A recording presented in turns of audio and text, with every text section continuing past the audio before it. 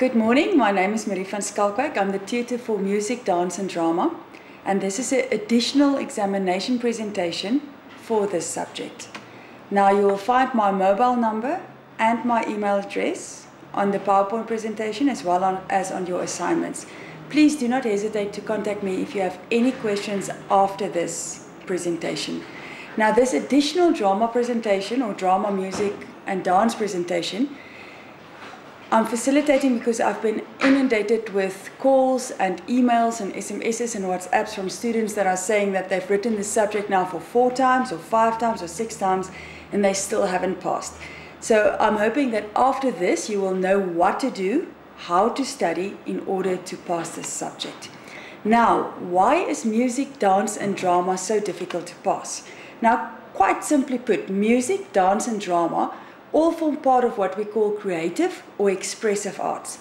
That means that it's something creative that is actively done to express the artist's point of view or statement or idea. And just on that note, the artist is somebody that practices the art. So if you are the teacher and you are facilitating a drama, you will be the artist. If your students are participating in the exercise that you are doing, they will be the artist. So don't let the word artist put you off, okay? Now, in other words, in order to teach and understand and facilitate this subject and ultimately pass the subject, you have to comprehend the physicality thereof via theory. This means that this curriculum or syllabus that you are studying are giving you the theory. It's explaining to you why and how on paper for you in order to do something practical. This means that in order to understand what you are learning, you have to first do it. I can't stress this point enough. In order to pass this subject, you have to practically experience the subject. That means that you have to do the exercises. If you have no experience of music, you've got no experience of dance, you've got no experience of drama, you can't expect to pass it by just reading and studying and trying to memorize facts, because you won't understand it.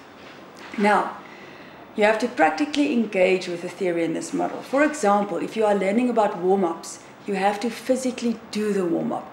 This way you understand the theory, and also because you are doing it, your body are helping you remembering it. So when you learn it, you understand it, and then you can also recall it very easy when you have to write exams. Now for the rest of this session, I will specifically look at the work that you have to cover for the examinations. I'm not going to explain any of it in detail. Your study guide explains it fully and in a lot of detail. I'm just briefly touching on stuff. I will also give you study tips, and I will look at how you can cover the work required. And lastly, all of the questions that are most frequently asked are all contained in this presentation. So if you have sent me a question, just listen carefully, because the answer will be in here somewhere. If by the end of this session you are still in the dark and you don't know what you are going to do, please feel free to contact me with specific questions via email. It's easier for me to respond via email than when you just phone me with a question, and I will not give you the answers, but I will guide you to discover the answers for yourself. Now, if you are just studying a bunch of facts without understanding it, you are not learning. You are merely memorizing a couple of words without knowing the meaning, and this will not help you at all. It will not help you to teach, and it will not help you to pass the exam. You need to understand what you are learning, because that way you can apply the knowledge in various ways, and then learning has taken place. So it's only when you understand something, you learn it, and then you can apply it when learning has taken place. It's very important for you to remember that. Now, you can test yourself after you have studied something to see if you can explain it in your own words. If you are not able to explain it in your own words, you don't understand it. And that way you haven't learned it, so you are merely reproducing words. And then you are going to find it hard to recall this information or apply this information in your exam. Because remember, you are not merely required in your examinations or in your assignments just to give me a bunch of words that I've written or that you found in your study guide. You are required to apply this knowledge via whether it will be asking you to evaluate something or to critically discuss something or to use the knowledge you've learned to do something else. So I can't stress it enough, you have to understand what you are doing. In your study guide, you will find basic introductions to music, dance, and drama. In these basic introductions, the study guide explains and gives you a list of terminology. It gives you a list of well-known artists in each genre. It tells you why each specific art form is beneficial for students. It gives you examples of jobs in each sector and how the arts form part of our everyday lives. Now, the introduction to the arts are pure theory. There's very little application. So this you can study. Read it carefully and then just learn it.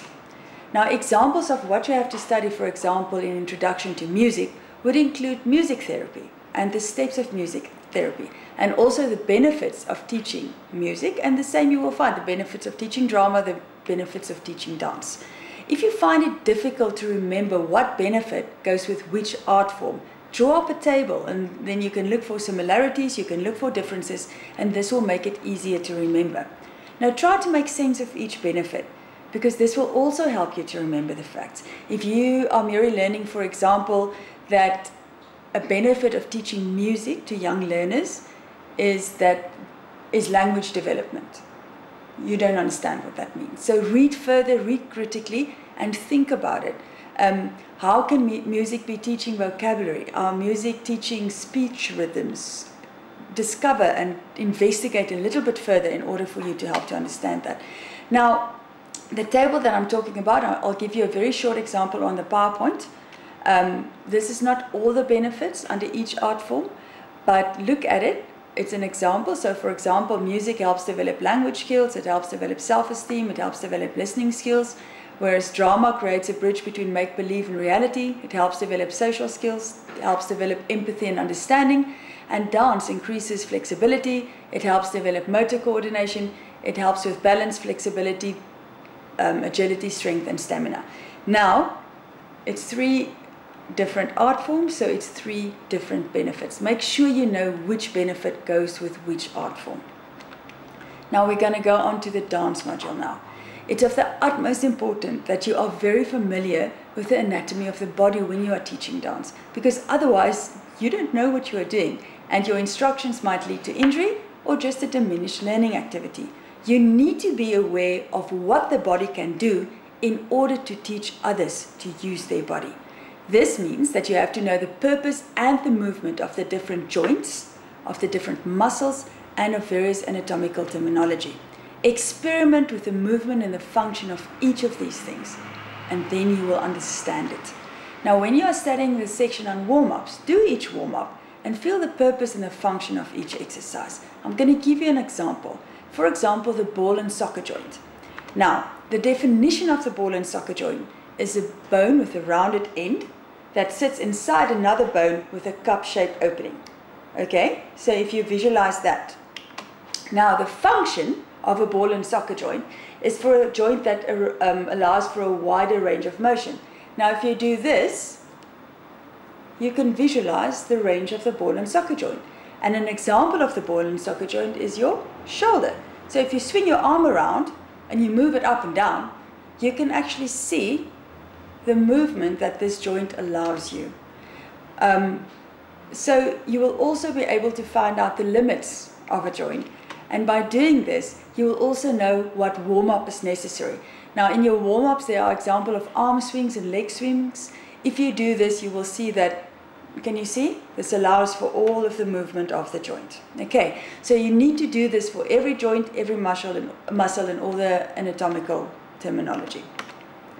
Now, motor skills development is essential knowledge to all primary school educators. You need to know what it is, as motor skills has to be developed and mastered to a certain degree in order for a young pupil to learn to read and write. Okay, so it's very important. Now, motor skills are discussed in great detail in your study guide. Read the section on gross and fine motor skills very carefully.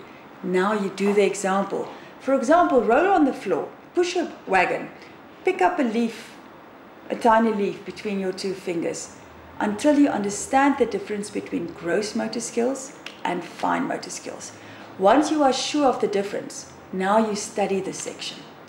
Now, another type of motor skill is perceptual motor skills, and this is the combination of all the sensory skills, senses, in order In other words, what you hear, what you see, what you feel, what you taste, your balance, and motor skills, the ability to do stuff. This is perceptual motor skills.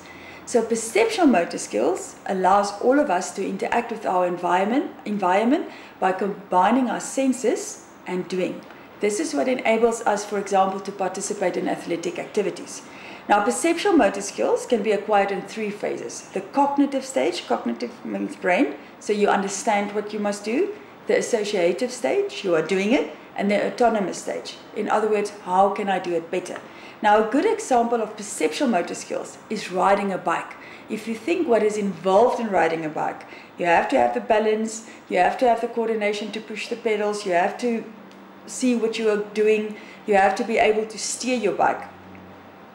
It involves everything, okay? And if you think of how a child learned to ride a bike, this will then explain to you the 3 phases. So they have to understand what is involved in riding a bike, they have to try and do it, and then they have to try and do it better. Okay, so please, this is gross motor skills, fine motor skills, perceptual motor skills. Once you understand all of this, then you study it. Now, there are more examples of perceptual motor skills in your study guide, and I'm just going to give you brief examples of 4 of the terms, which I know that you have trouble with. Hand-eye coordination means that you have to have coordinated movement and control between your eye and your hand. If you think of writing, that's an example of hand-eye coordination. You can't look there and write there and think that you are going to make sense. Okay? Now, auditory language skills. Auditory, if you hear the word auditory, that implies what you can hear. So auditory language skills means that you hear and that you process or understand. In other words, for example, somebody is shouting to you, shut the door, or shut the door, so you have to hear that you have to close the door, and then you have to go do it. Okay? Auditory language skills. Postural adjustment, your posture is the way that you hold your body. Now, this is the ability of the body to adjust itself in order to remain stable in various circumstances due to various stimuli. For example, if somebody pushes you, your postural adjustment will help you to stay up straight and not fall down on your face. Visual auditory skills. Visual is anything to do with the eye. It's a recognition of written symbols, letters and words as representation of spoken words. In other words, if your student sees the letter C-A-T, that they know it's cat, and that they know the physical manifestation of the word, of what it is. If you don't have visual auditory skills, if you can't recognize written symbols as spoken words, you cannot read. Now, dance develops all of these things. The importance of music and dance is discussed in great detail in your study guides.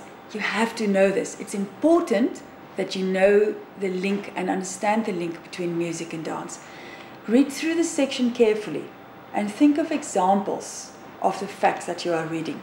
Then what I want you to do is to try the practical example to demonstrate why the mood of music and the emotion of dance should be identical. I want you to think of something sad.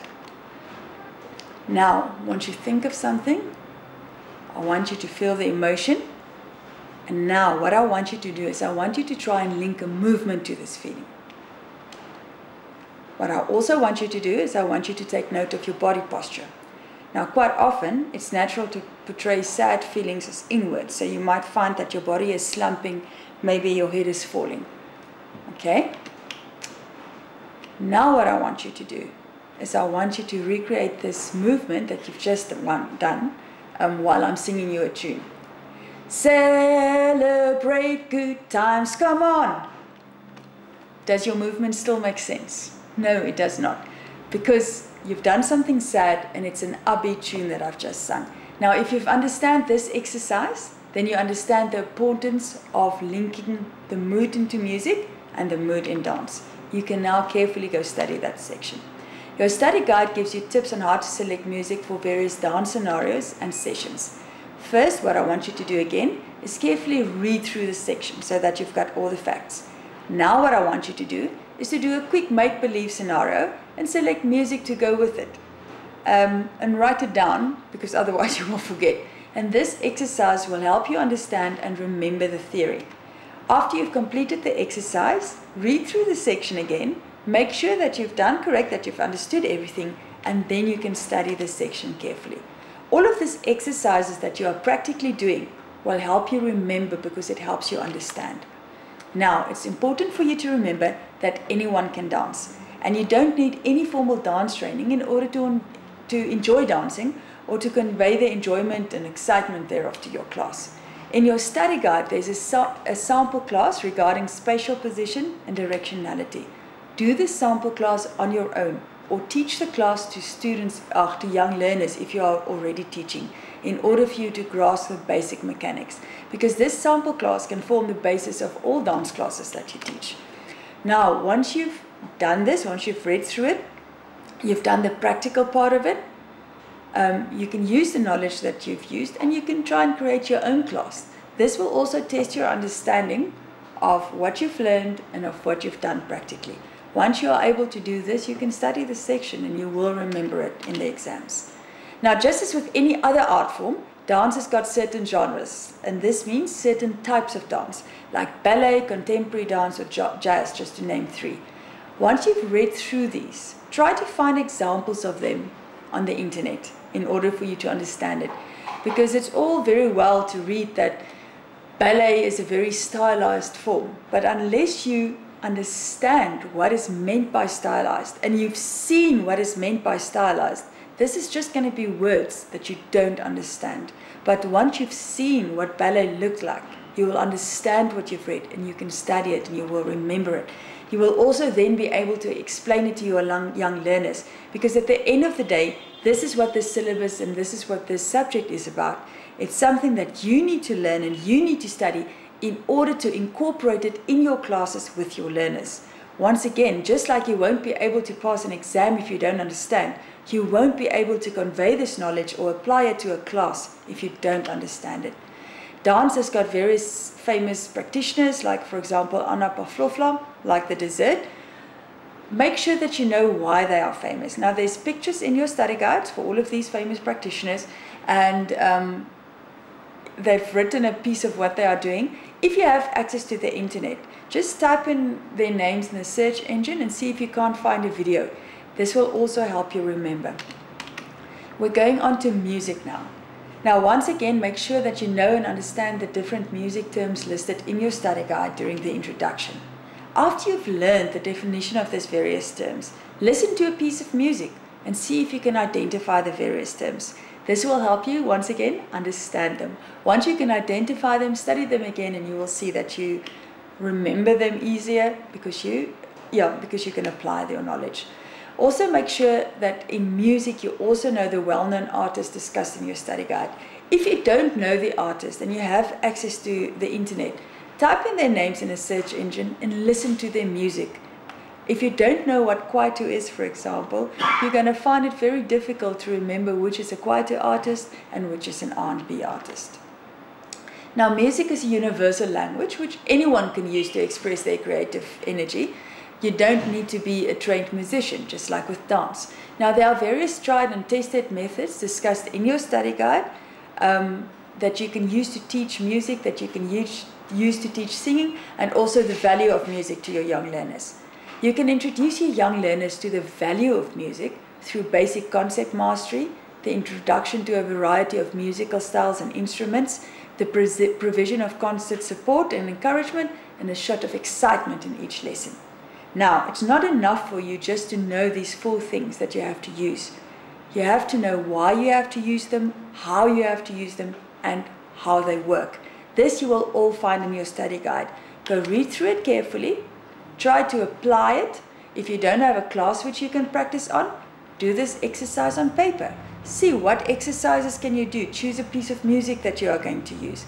And once you know why every step is important, then you can study it, because then you understand it. Now, you don't need any expensive equipment or store-bought instruments to teach music. You can use your voice to teach learners to sing in a group. The steps are listed in your study guide. What I want you to do is to take any song that you know well and see if you can follow these steps to teach the song. If you've got a friend, you can try and teach a song to the friend, or you can try this in a class if you're already teaching. Once you have done this, you've done the practical exercise, you can now learn the steps and also test yourself. See if you can actually explain them in your own words. Once you can explain them in your own words, then you know that you can apply the knowledge that you've learned. You can also use your body to teach learners to make percussion sounds. Now with percussion sounds, you have to make sure that you know the difference between the types of percussion instruments as well as be able to give examples. You must be able to differentiate between the types of body percussion sounds, and you also need to give examples of them. Now, body percussion instrument, do it. Physically do the slapping, do the clicking. That way you'll remember and understand, and you'll be able to study. You can also teach music with homemade percussion instruments, as well as instruct learners on how to make these instruments themselves in class.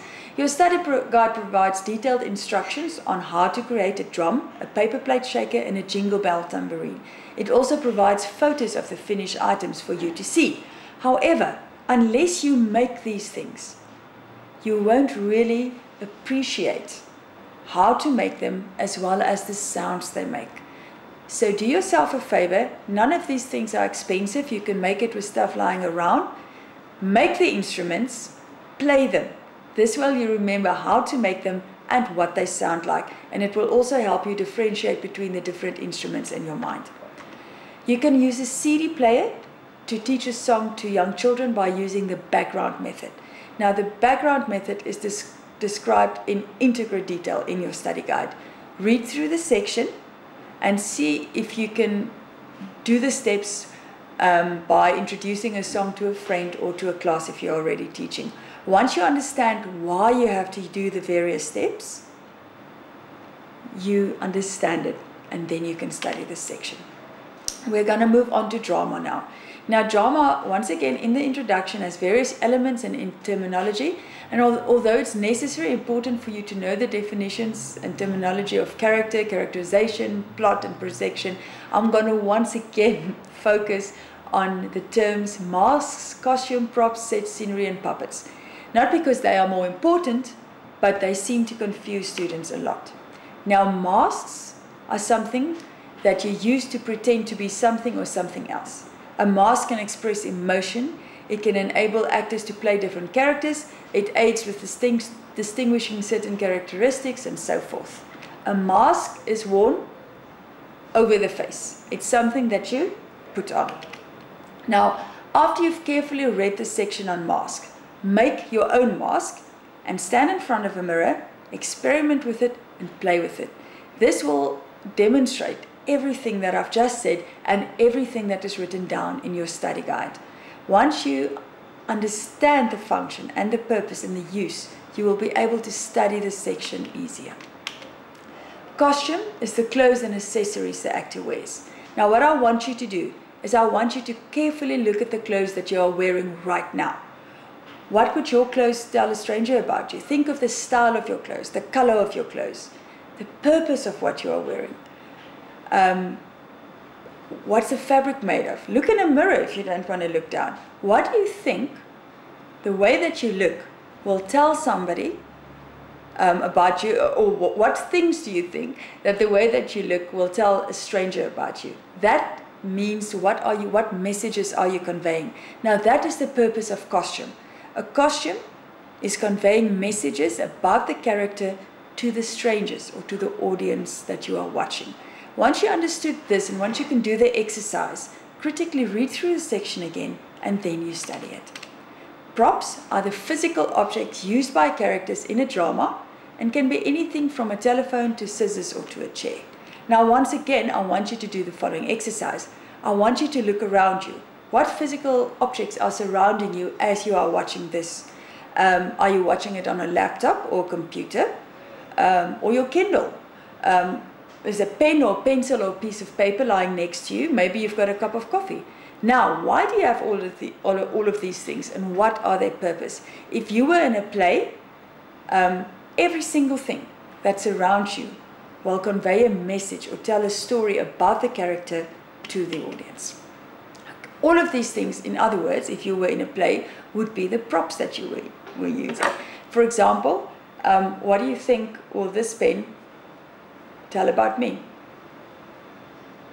If you just see me like this and you see me holding this, what would this convey? Would this convey that I'm a primary school teacher that's about to color in? Or will this convey to you that I'm a teacher that's about to write something on a whiteboard? Your imagination can run wild. Now, let me just go on, sorry. Now, a piece of set can also become a prop, okay? For example, if you have a chair and you hit somebody with the chair, once the chair is just stationary, it is part of the set. But once you hit somebody over the head with it, it becomes a prop because it's something that the actor uses. Now, a set usually is the table, the chair, the walls, the paintings, and anything on stage that is traditionally unmovable, but which can be used by the characters, for example, the chair that I'm sitting on. Okay, now scenery and set goes hand in hand. It's a bit difficult to distinguish between it, but scenery is a little bit like a coloring pencil that you're using to color in a coloring picture. The scenery colors in what's going on. It conveys the look and the feel of the drama production. Scenery would, for example, be the choice between a pink chair and a black chair. Now, a puppet is a physical object that is manipulated by an actor to act. A puppet is not something that's merely on your hand. It can also be something that is bigger than an actor, or it can be a small marionette, but it's anything that the actor manipulates in order to act. Now, students seem to find it very hard to understand how to dramatize a story using puppets. I want you to do the following exercise to help you understand. I want you to think about a very simplistic story you know very well. This can be, for example, a fairy tale like Little Red Riding Hood, if you don't know any other stories. What I want you to do now is I want you to close your eyes and I want you to visualize what characters are needed to portray the story. Okay? Once you visualize the characters, how do you think you'll be able to make puppets? What would the puppets look like? Would it be hand puppets? Will it be marionettes? Will it be puppets that you make from junk lying around? Now, can you visualize these puppets playing out the story? Well, if you've done that, congratulations. You've just dramatized the story using puppets. Now you know how to teach this to your class because you would use the same way. Once you've done the exercise, read through the section on puppets carefully. Make sure you understand it. Otherwise, try the visualization again, and then you can study it. Now, mime is a drama genre that uses movement without words. Now, you get lots of drama productions that are very physical. But if the actors are speaking at some stage, it's not mime. Your study guides provide you with a mime exercise. And what I want you to do is I want you to try this exercise yourself. And if you can, try it in front of a mirror in order for you to fully comprehend the genre, but also in order for you to apply it in class. Once you've completed the exercise, read the section carefully, make sure that what you've done and that what you've read is the same, and then you can study it. Role play is another dramatic convention that involves students taking up a role in a make-believe scenario. Your study guide provides an in-depth discussion on role play and what the benefits thereof is for your young learners. I want you to read through the section carefully, and then I want you to try and set a role play for a class. Now, if you are not teaching yet, this will just be an exercise. If you are teaching, do it practically for your class, okay? And what I want you to do is see if you can get your class to role play on how a community functions. Now, in order for you to set the role play, of course, you also have to understand the mechanics of how a community functions. So, what people makes up the community where you live in? Will there be a teacher? Will there be pupils? Will there be a shopkeeper? Will there be somebody on pension? Will there be young people? Will there be a policeman? You have to identify all of these different characters, and once you've identified all of them, then you give the different roles to different students and let them explore what it means to be that character, how will they interact with other characters, how do they interact with their environment. This is what a role play is all about. Once you've said this, once you've understood this, read through the section again to make sure that what you have done is the same as what you have read. And once this correlates, you can study this section, and I promise you, you will be able to recall it in the examination. Now, despite all the wonderful benefits and enjoyment of classroom drama, most people still think if they hear the word drama or they hear the word theatre, they think of this huge theatre production, a spectacle. Now, your study guide provides you with a production checklist, which you can use as a blueprint on how to train learners for a music and drama show. I want you to familiarize yourself with the different headings, and then I want you to visualize the theatre production. So use the various checks, use the various methods that they are describing in your study guide to create a theatre production. Once you've done this, carefully read through it again and study it. You need to know this by heart. We're now moving on to the last section, which is artistic opinion. Now, artistic opinion is a very nice word for criticism, okay? Artistic opinion means somebody has got an opinion on the piece of art that you've made. Now, criticism can always be positive and negative, so you don't necessarily have to think that it needs to be something negative, okay? Criticism is also part of our everyday lives, and artistic opinion or judgment of an art form, it correlates quite often. Now, art, music, and drama appreciation can be exercised by all. But writing an art critique, in other words, a judgment on art, dance, music, or drama, is a formal evaluation of a piece of work. Your study guide lists 4 steps to create an art critique. Read through this carefully so that you understand what is expected of you. Now you can do the following exercise. I want you to find an artwork. Now, this doesn't need to be a famous artwork. It can be an artwork of a local artist. It can even be an artwork of one of the students in your class if you are teaching primary school. And then I want you to do is to create an art critique of the work based on the steps that are described in your study guide. Your study guide provides you with sample questions to ask at each step, as well as the technical aspects to look out for this. If you have exercise to the internet, you can also make your exercise more interesting by finding a well-known artwork which was critiqued, and then you can you can compare your own art critique and the professional art critique, and you can see what they have seen or what they have noted which you haven't, and maybe stuff that you've seen that they haven't. So that's just a nice exercise that you can do to see how your art critique measures up to a professional art critique. It's not necessary that you do that in order for you to understand how to write an art critique, however. If you just find the artwork that you are going to use, you follow the steps and you write the art critique, then you've got experience thereof. Once you've done that, read through it carefully again, make sure you understand, and then you can study it. You will also be able to remember all the various questions easier. Your study guide also guides you on how to create a theatre critique.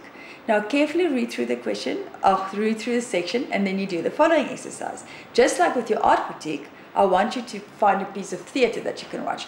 Now, live theatre is not always easy to come by, so watch a movie instead if you want to, okay? And then you can attempt to write an art critique or theatre critique using the 8 elements that your study guide provides you with. They also provide you with more detail in each element as what you have to look out for, what you have to ask. Once you've done this, you can write up your art evaluation, because you also have to remember that an art critique or evaluation is not merely a list of answers to all the questions that are listed in your study guide.